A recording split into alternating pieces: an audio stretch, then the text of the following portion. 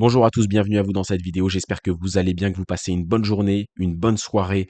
Aujourd'hui, vidéo technique où je vais vous donner un maximum de valeur. Ce que vous allez entendre dans cette vidéo, vous ne l'avez entendu nulle part ailleurs sur YouTube, dans des livres, dans d'autres formations, je vais vous le garantir. Aujourd'hui, le sujet, c'est très simple. On va parler des zones. Est-ce que cette zone doit être achetée ou vendue? Est-ce que cette zone va tenir? Mais on va pas juger la zone. On va pas essayer de filtrer les zones le mieux possible parce que de toute façon, vous avez vos zones sur les marchés, vous tracez vos order blocks, vous tracez vos FVG, vous tracez vos points pivots, vos supports, vos résistances, bref, il y a plein de zones que les traders trade. Tout le monde ne trade pas les mêmes zones, mais dans tous les cas, vous avez vos zones. Et beaucoup de traders essayent de filtrer les meilleures zones. Est-ce que cette zone-là, elle est meilleure que l'autre? Est-ce que cet order block-là va tenir? Peut-être que ça va pas être celui-là. Est-ce que ce support, cette résistance est plus fort? Moi, ce que je vais essayer de juger, c'est le prix. Je vais regarder directement le prix. J'ai mes zones, très bien. J'ai mes zones d'order block, de fair value gap, de support, de résistance. Mais moi, j'ai plein de zones. Ce que je vais voir, c'est comment le prix va se comporter en arrivant proche de cette zone. Donc, ça va vraiment, on va parler de confirmation low time frame parce que j'ai mes zones en H1, en H4, en M30, potentiellement en daily également. Tous les traders, entre le swing trader et le day trader, bah, ça peut aller des zones M30 à des zones daily. Ensuite, on va baisser d'unité temps pour voir comment le prix va se comporter en arrivant proche de cette zone. Donc, on va sur des petites unités temps, des low time frame. On va aller regarder nos confirmations low time frame, M15, M5, M3, potentiellement M1. Si vous avez des zones M30, vous pouvez aller en M1, regarder comment le prix va se comporter, ou en M15 si c'est des zones H4 ou daily par exemple. Mais peu importe, le comportement en M15, en M5, en M3, en M1 peut s'analyser, peut se regarder, peut se juger, s'analyser de la même manière. Ce qui va être important de regarder, c'est le comportement du prix. Le prix se comporte d'une manière et le prix nous parle énormément si on sait bien le lire. Il faut savoir appréhender, savoir ce que le prix va nous dire. Pour ça, je pose le contexte. On a un billet sur le marché, je suis acheteur cette semaine, je suis vendeur cette semaine, je suis acheteur aujourd'hui, je suis vendeur aujourd'hui. Bref, j'ai un billet, je cherche des achats ou des ventes sur ma journée, sur ma session de Londres, sur ma session de New York, sur ma semaine, sur mon mois, peu importe. J'ai mon billet, j'en ai déjà parlé sur YouTube, je vais pas en reparler. De toute façon, cette vidéo est ciblée sur le comportement du prix sur des low time frame. Donc j'ai mon billet, j'ai mes zones d'intérêt. On a parlé et on a délivré du contenu sur les zones partout. Donc n'hésitez pas à vous abonner à la chaîne YouTube pour ne pas rater les prochaines vidéos et regarder toutes les vidéos qu'il y a sur la chaîne. Vous avez du contenu sur les zones, vous avez du contenu sur le billet. Et aujourd'hui, on va parler vraiment du comportement du prix. Donc voilà, j'ai posé le contexte, c'est important. On a un billet, on a des zones. Maintenant, le prix peut arriver de deux manières sur nos zones et les gens ne font pas cette différence-là. Ils prennent, voilà, j'ai ma zone, je vais vendre quand on arrivera sur cette zone. Ce qui est important de regarder, c'est que le prix peut arriver de deux manières. Le prix peut arriver brutalement sur la zone, et on va voir, hein, il peut le rejeter ou pas, peu importe. Et le prix peut arriver en faisant des sommets et des creux. Le marché peut arriver réellement de deux manières sur nos zones, et c'est important de le comprendre. Cas numéro un, j'ai mon billet vendeur, j'ai ma zone d'order block, le marché arrive rapidement sur la zone. Donc ça va être on va ensuite passer à des exemples concrets, mais un marché qui arrive brutalement, c'est un marché qui a une grosse volatilité avec des gros chandeliers verts et qui va accélérer. Cette accélération-là, moi, par exemple, c'est pas du tout ce que je vais rechercher. Je dis pas qu'un prix qui arrive rapidement sur une zone, c'est une zone qui ne va pas rejeter le prix, pas forcément, mais ça va être beaucoup plus dur de vendre le marché à ce niveau-là. Donc ça, c'est le cas numéro un. Et moi, quand le marché, le prix arrive brutalement sur ma zone, j'estime que ma zone, je ne peux rien en faire. J'estime que mon idée de trade va être avortée. Même si j'ai un billet, même si j'ai une zone, parce que je ne vais pas savoir exactement où vendre.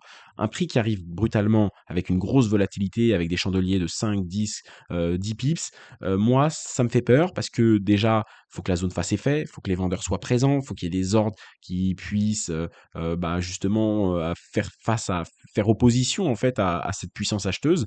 Et moi, c'est quelque chose qui ne m'intéresse pas. Je ne sais pas exactement où vendre. Un marché qui arrive brutalement peut s'arrêter ici, comme il peut aller beaucoup plus loin. Et donc forcément, j'ai du mal il me faut un ralentissement du prix, mais le ralentissement, je le veux pas à ce niveau-là, je le veux en amont.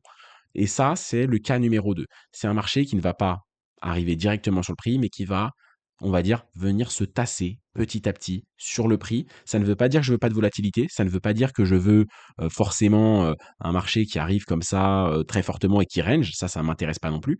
Je veux un marché qui arrive en faisant des sommets et des creux. Le ralentissement peut être plus ou moins fort, mais je veux des sommets et des creux. Je veux que le marché arrive en sommet et en creux, et c'est là où je vais vous parler d'une notion qui est importante pour moi. Par exemple, il peut arriver un peu plus fortement que ça, mais en tout cas en faisant des sommets et des creux. C'est que généralement, dans le cas où les zones tiennent, il va y avoir ce qu'on appelle des reprises en V. Donc le marché arrive fortement et la zone va justement rejeter le prix directement et on va avoir une zone qui a fait effet. Mais même si cette zone a fait effet, que j'avais la bonne zone, le bon billet, je ne sais pas vendre ces zones à titre personnel, ce n'est pas mon trading, c'est une reprise en V. Le marché arrive fortement et rejette fortement. Où est-ce que je vends? Je dois vendre ici, je dois vendre ici, je dois vendre ici, je dois vendre ici, je ne sais jamais où vendre et ça ne m'intéresse pas et c'est beaucoup plus compliqué à trader.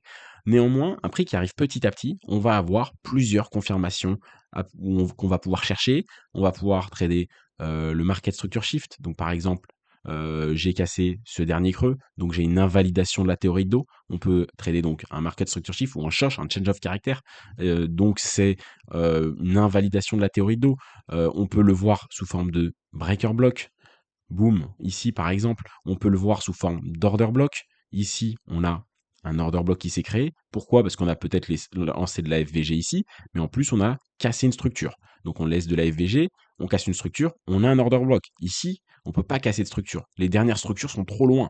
Donc en fait, le marché, ça se trouve, il est juste dans une correction. Quand le prix arrive brutalement, ça se trouve que le marché, en fait, est juste dans une correction de ce mouvement brutal. C'est-à-dire que le marché va rejeter ce niveau-là, corriger par exemple au 50% ou au 60% ici, et ensuite, boum, on va venir casser ce sommet-là.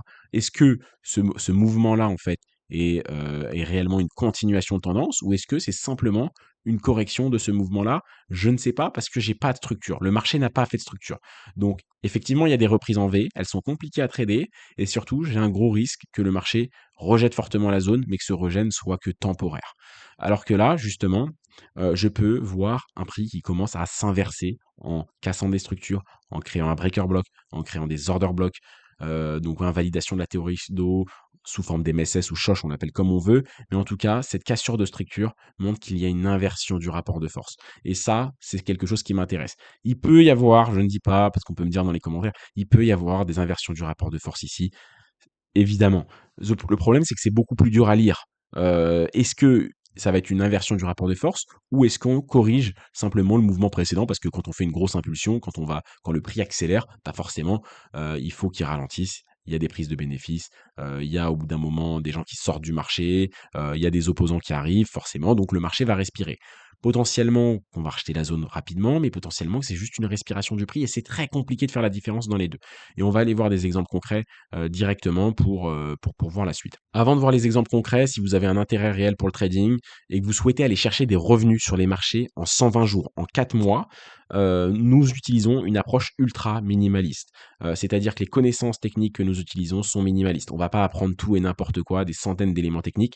Moi, j'utilise 4, 5, 6 éléments techniques avec une approche ultra spécifique, ultra minimaliste qui fonctionne sur les marchés et qui me paye depuis des années. J'utilise des stratégies techniques qui sont minimalistes, une stratégie de capitalisation efficace et également minimaliste. Donc toute mon approche, elle est très simple, elle est facile à appliquer. Il faut juste de l'entraînement, de l'expérience et un bon enseignement pédagogique. Et si ça vous intéresse, je vous invite à réserver un appel. C'est totalement gratuit. Vous serez en appel avec moi. On parlera de trading. J'essaierai de voir également où vous en êtes dans le trading. Je vous aiderai gratuitement. C'est pas une incitation à prendre un accompagnement, un programme. C'est des appels qui sont gratuits, qui ne sont pas engageants. Je ne prends pas tout le monde dans l'accompagnement non plus. Il y a des gens qui ne m'intéressent pas en termes de résultats, en termes de motivation, en termes d'approche. Moi, je veux enseigner à des personnes avec qui j'ai la certitude que je peux aller chercher des résultats pour eux. Si je ne peux pas aller chercher des résultats pour vous, ça ne m'intéresse pas. Les membres à qui j'enseigne le trading, c'est pour aller chercher des résultats sur les marchés dans un accompagnement minimaliste en moins de 120 jours. Et si ça vous intéresse, c'est gratuit. Réservez un appel, le lien est dans la description ou en commentaire épinglé. On passe directement aux exemples concrets. Ok, on se retrouve sur les marchés pour voir des exemples concrets. On va voir plusieurs cas pour justement que vous ayez un petit peu d'expérience et je vais commenter plusieurs cas pour regarder comment le prix se comporte. Et on va voir que le prix, généralement, se comporte de deux manières et c'est ça qui va nous intéresser. On a une zone d'FVG. Moi, je trade les zones d'FVG, d'order block, pas n'importe lesquelles. J'ai une manière quand même spécifique de les tracer. Mais ce qui m'intéresse aujourd'hui, c'est pas comment tracer ces zones-là. C'est vraiment, enfin, comment filtrer ces zones-là. Ce qui m'intéresse, c'est vraiment l'analyse du prix, le comportement du prix vis-à-vis de ces zones. On a un marché qui arrive fortement sur cette zone-là. Mes dernières structures sont loin. Mes dernières structures sont ici. Donc le rejet de structure, en fait, pour que je sache si en fait on est en train de corriger ça, donc si le marché réagit un petit peu à la baisse. Comment je sais que c'est une correction de cette leg, hein, de ce mouvement haussier en M5 et qu'ensuite on aura suffisamment de force pour casser cette zone-là? Bah, va falloir casser des structures. Mes prochaines structures sont pas à côté. On a celle-ci, mais elle est pas très forte comme structure. On a celle-ci qui est très forte, mais pour le coup elle est très loin. Donc si on la casse ici, et qu'on la casse ici et qu'on corrige un petit peu, bah, j'appellerais ça plutôt une reprise en V. Ça m'intéresse pas. Là, quand le marché arrive aussi fortement sur le prix, soit il va descendre, il va chuter et mes prochaines structures seront loin, soit il va chuter un petit peu, créer de la structure et se retourner. Évidemment que là, le premier exemple, ça va être un petit peu le cas, je spoil. On a un marché qui corrige un tout petit peu, voilà. Et là, ce qui est intéressant, vous voyez, on est en train de créer. On a accumulé, excusez-moi, et là, on est en train de refaire un plus haut. Donc, on est en train de casser, hein, si on zoome, quand on est précis, il faut être précis quand on analyse. Si on est précis, on voit que globalement, ce que le marché est en train de faire, c'est qu'on est en train de casser ce sommet avec le corps, hein. Le corps casse les corps précédents, et ici, on a créé un creux. Donc ça, c'est intéressant, hein. Voilà, le marché, elle est au-dessus. Donc le marché nous a créé un creux ici et donc on a une structure qui sera cassée avant, hein, qui est proche de ce sommet-là et qui peut nous indiquer déjà, ben, qui nous montre que le prix est en train de ralentir, sur ces niveaux-là. Donc voilà, on voit que le marché, hein, fait un nouveau sommet, le marché fait un nouveau plus haut.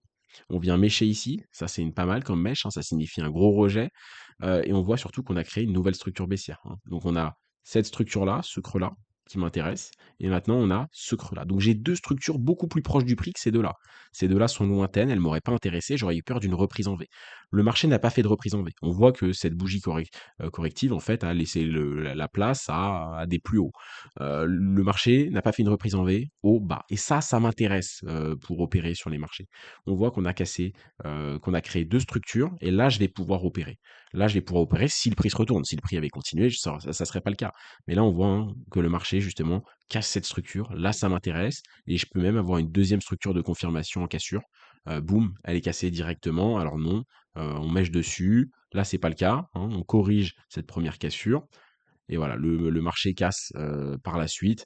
Et ensuite, le marché, voilà, dégringole. Mais en tout cas, j'ai cette cassure cette structure qui est cassée. Et ensuite, j'ai cette structure qui est cassée, mais le marché ne corrige pas. Donc là, le marché part directement. Il aurait fallu trader cette cassure de structure-là. Mais en tout cas, j'ai un marché qui, on le voit, a accumulé. Hop, bougie corrective, accumule, monte un tout petit peu. Donc on a bien créé 2 structures, hein, et le marché a cassé une première structure, temporisé, cassé une deuxième structure. Ça m'intéresse. Là, j'ai un deuxième exemple. J'ai une zone d'order block intéressante, qui est beaucoup plus visible en H1. On le voit, hein, globalement, c'est une zone de rejet, H1, H2, H4, hein, qui est intéressante. Le prix arrive sur cette zone-là, et on va regarder un petit peu comment le prix se comporte. Heu, bon, pour l'instant, on est encore assez loin de la zone finalement, pour que j'estime, hein, alors on va juste regarder un petit peu, voilà, pour entrer réellement dans cette zone, hein, il me faudrait quand même une cassure de ce niveau-là. La cassure de ce niveau-là me suffira pas, donc voilà, déjà, si le marché me fait des belles structures avant, avant ce trait-là, ça m'intéresserait pas. Donc j'ai vraiment envie qu'on rentre dans mon order block. Donc ça, c'est déjà important, c'est que même ce niveau-là me suffira pas. Je veux vraiment qu'on rentre clairement dans l'order block pour voir que le marché fasse effet. Là, vous le voyez, bon, je suis allé un petit peu vite. Vous voyez, le marché a accéléré très rapidement. On a fait un chandelier 5 minutes qui a une amplitude de 27 pips. La structure, là, elle est beaucoup trop éloignée. On le voit, la structure est ici. Alors là, j'ai 2 options. Soit on revient casser ce niveau, petit à petit, on refait des structures dans mon order block, soit le marché a décidé de rejeter cet order block et je ne pourrai pas opérer. J'ai une trop grosse amplitude. L'order block fait effet, très bien, j'ai un billet vendeur, très bien. Mon order block, bah, finalement, je l'avais bien tracé. Le marché rejette dessus, on a pris la zone que j'avais tracée, c'est génial. Mais le problème, c'est le marché a rejeté en bloc rapidement cette OB. Et ça me va pas.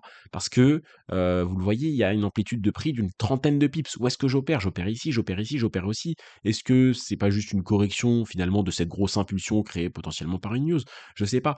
Je n'ai pas d'endroit où opérer, ou du moins c'est trop flou. Donc si je devais me dire où est-ce que j'aimerais opérer pour savoir que mon order block bah, fait effet, bah, ça serait ici. Sauf que je suis à quasiment à 30 pips de mon order block. Donc finalement, ça commence à faire un peu loin et ça commence à être un peu risqué d'opérer aussi loin de mon order block. Vous voyez, hein, entre ici et l'entrée de mon order block, je suis à 27 pips et un peu plus profondément, ouais, je suis à 30 jusqu'à 35 pips de l'order block. Je suis vachement loin et bah, là, j'ai pas d'endroit où je peux me timer. Alors, je peux potentiellement parfois aller en M3, voir si on a créé des structures, on n'en a même pas créé, potentiellement en M1. On a créé des structures ici. Alors ces structures-là, je les aime pas parce qu'on fait pas des plus hauts. Hem Ce creux-là, je le prends pas en compte parce que c'est pas un creux qui a permis de faire un plus qui m'a permis de faire un plus haut. Donc en fait, ma vraie dernière structure, de tendance haussière, elle est ici, quoi. Ce creux-là, hein, n'a pas permis de faire un plus haut, donc c'est pas un creux qui m'intéresse. J'ai que ce creux-là. Donc là, j'aurais 2 options. Soit le marché décide de remonter et de faire des structures par ici, et là, pourquoi pas.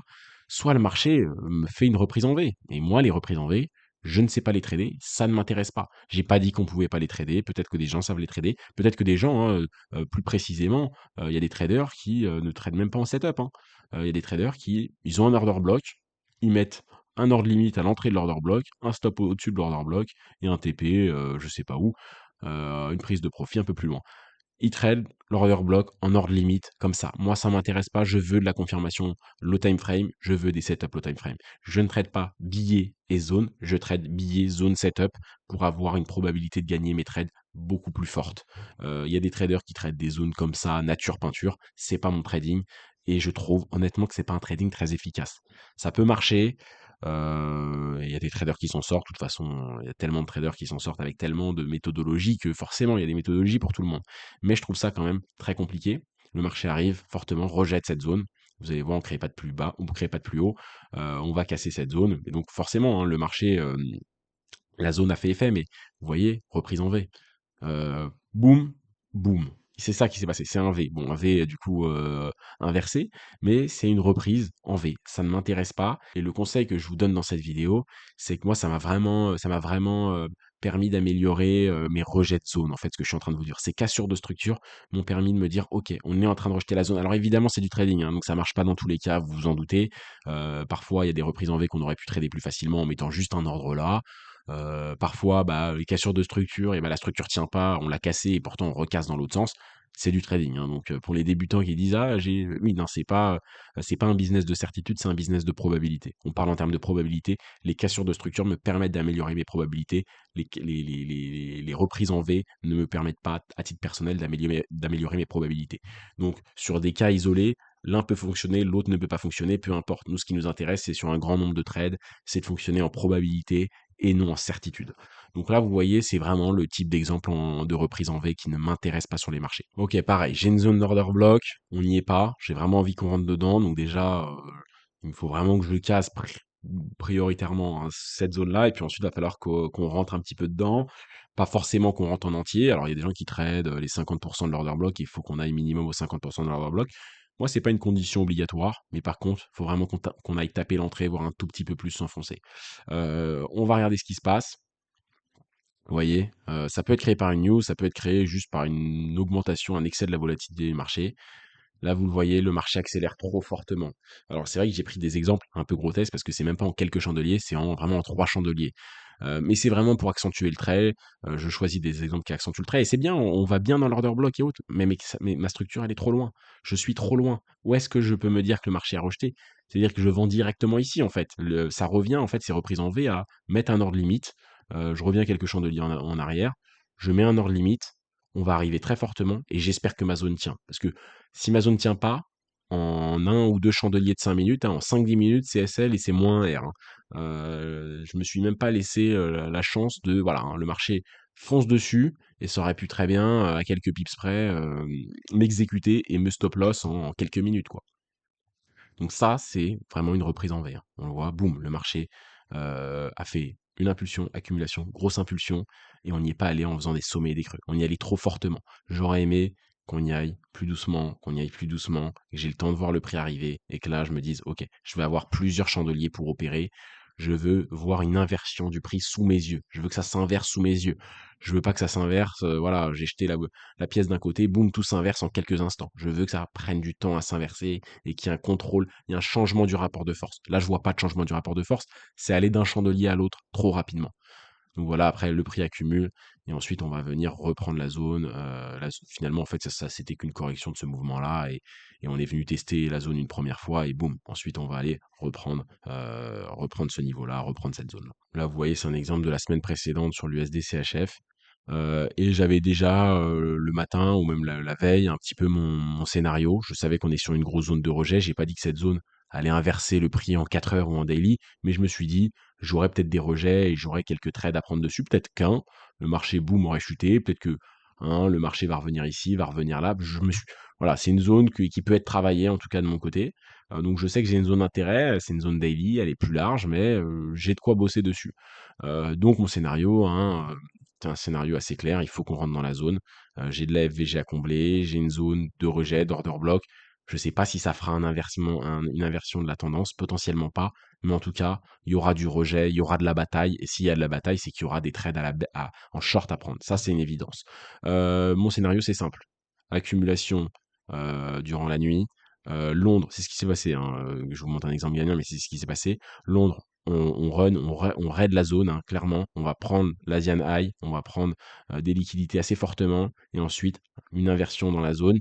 Ma zone est large, donc il me faut vraiment un prix qui me montre vraiment une inversion, un rejet qui est en train de se créer.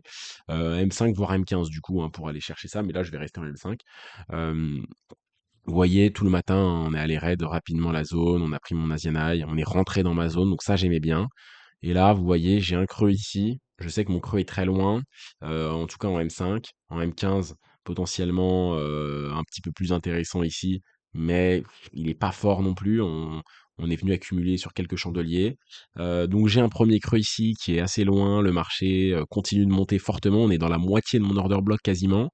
Donc voilà, le marché monte. Donc ça m'intéresse moins. Là, on fait un deuxième creux ici, on refait de la structure là. Donc ça m'intéresse, hein. Vous voyez, on a monté très fortement ici. Donc, si on regarde bien, le marché, hein, a un raid de quasiment 20 pips. C'est quand même, sur l'USDCHF, c'est pas mal. Et encore, hein, je compte cette petite accumulation qui n'en est pas vraiment une. Là, on fait une deuxième accumulation de 13 pips, plus faible. Donc ça, c'est pas mal. Donc là, vous voyez, j'ai 20 pips, 13 pips. Et là, donc vous voyez, les accumulations sont de plus en plus petites. C'est ça, c'est ce genre de ralentissement qui est intéressant en termes d'analyse de structure du prix.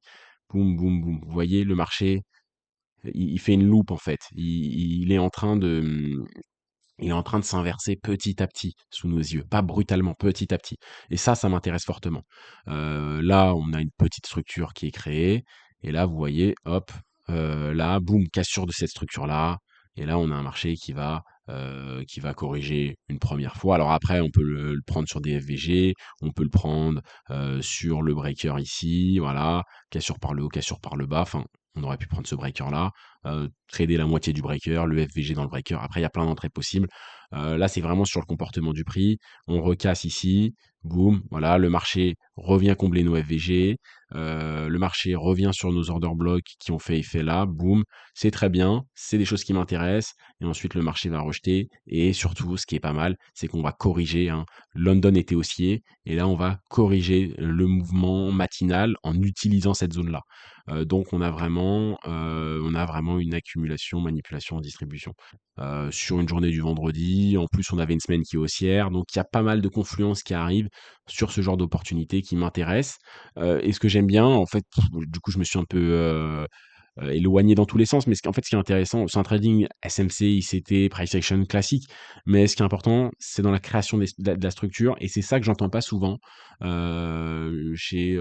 je coach des élèves ou autres, c'est que je sais pas si c'est des connaissances qu'ils ont pas, mais c'est la manière dont le prix arrive sur une zone. Le prix n'arrive pas toujours de la même manière sur les zones. Un prix qui fait un raid comme ça, comment tu veux le trader? C'est très compliqué à trader. Soit tu trades la zone de façon nature, mais comment tu peux chercher un setup sur un prix qui cavale sur ta zone? C'est pas possible. Donc, ce qui est intéressant, c'est vraiment de casser de la structure, de casser ces structures-là. Et ça m'intéresse, hein. Ça m'intéresse, et ce genre de mouvement-là, je les trouve extrêmement intéressants. C'est vraiment ce genre de prix-là qui m'intéresse. Bon, écoutez, je vais pas chercher d'autres exemples. La vidéo est suffisamment longue parce que, en fait, des exemples, que ça soit en V ou en market structure shift, je pourrais en trouver à l'appel parce qu'il me suffit de trouver une zone, et de toute façon, soit le marché va rejeter en V, soit il va racheter en structure. Mais dans tous les cas, je peux trouver des exemples sur le marché à l'infini. Je ne vais pas faire une vidéo trop longue. N'hésitez pas à me dire si vous avez compris ce que je voulais dire.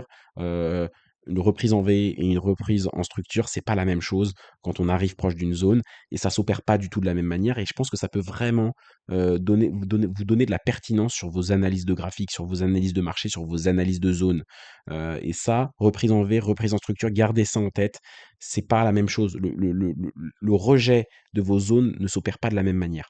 N'hésitez pas à me dire si la notion est comprise, si vous voulez que je l'aborde d'une autre manière sur YouTube ou aille voilà, n'hésitez pas à me faire un des petits retours, à liker la vidéo également et à vous abonner, hein, ça permet de référencer, notre contenu qu'on publie sur YouTube.